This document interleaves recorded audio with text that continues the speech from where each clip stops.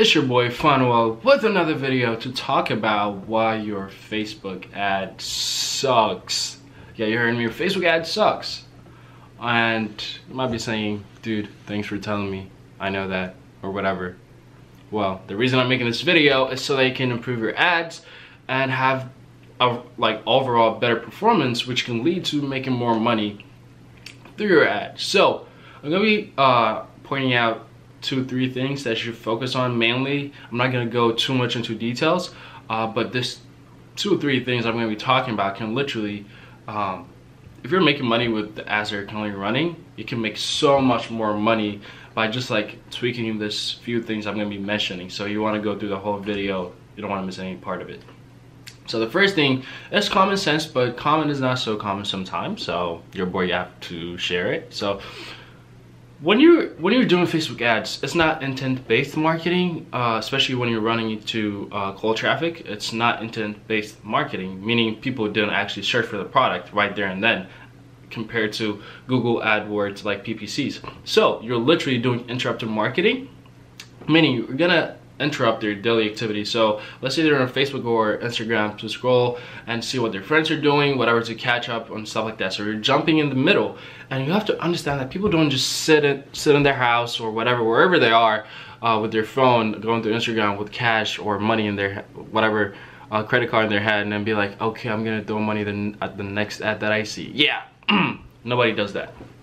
So you have to understand that you have to convince them to come to your site and purchase a product, and that's a process. That's a process that you have to follow in order to make money. So what I see a lot of dropshippers do is they focus a lot on selling the product. And the thing is, it's to break it to you, but people don't buy products, they buy outcomes. So I'm just gonna make a quick example.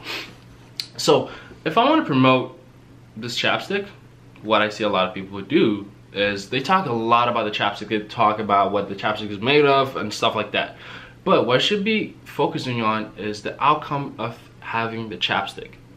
You have to talk about how the chapstick is gonna make your lips smooth or glow or whatever. I don't buy chapsticks just to have chapsticks. I buy chapsticks for the outcome of not having chapped lips. So you have to focus on the outcomes instead of the product. Don't focus on the product. Focus on the outcomes. Outcomes sell, not products. Once you do that, if you're making money without considering that currently, you're gonna make so much more money after making those adjustments. If you pay attention to advertisements from big brands like Nike, Coca-Cola, they don't sell you the product, they sell you the outcome. And when's the last time you saw an ad for Coke saying, hey, my dude, it's a bottle of Coke, it has a lot of sugar in it, a bunch of chemicals in it too. But that's pretty much what is the Coke, but I'm gonna sell it to you, you feel me? No, they didn't do that. They sell you the outcome. You know the sound people make after drinking Coke in most commercials? Like, they drink it and be like, ah, sound. And when people look at that advertisement, and the little when they pour it in a glass of ice, and you just see the like the little gas popping and stuff like that, they sell you the outcome. They don't sell you the product. Like, people look at it and be like, oh, my dude, I'm trying to say ah too. And that's how they get the customers. That's how they're so big, because they sell outcomes when they promote. Let's talk about Nike. Nike, when was the last time you saw Nike talk about their shoes so much? You see them promoting like Jordan dunking. You see Odell Beckham like catching one hand. Like, you see videos like that. They show you a journey. They show you what can be done with wearing the shoes. They sell you outcome. They show you an experience, and people buy stories and outcomes. They don't buy your products. Other thing that you should focus on to also make your ads perform better is building a relationship with your potential customers. So let's take it as like dating someone. If you're trying to establish a relationship, you have to take them through a process, right? Like, you're not gonna propose to them first day that you meet them. You have to take them through a process. You have to take them on a first date. You have to impress them. You have to take them on a second date, third date. Then things can go and become serious. So if you're going for one night stand, okay, but that's not quality. If you're looking for quality, quality connection and relationship with your audience, you have to take them through a process. So there's 3 different types of audiences, 3 levels. So the first one is cold traffic, the second one is warm traffic, and the third one is hot traffic. So cold traffic is people who've never heard of you or your brand or anything, who've never interacted with you.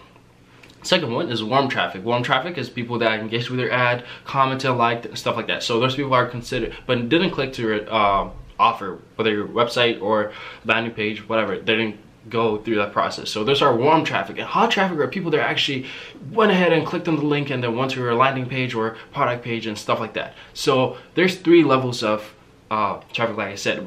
What I see a lot of people like get frustrated about is when they're not making so much money with cold traffic.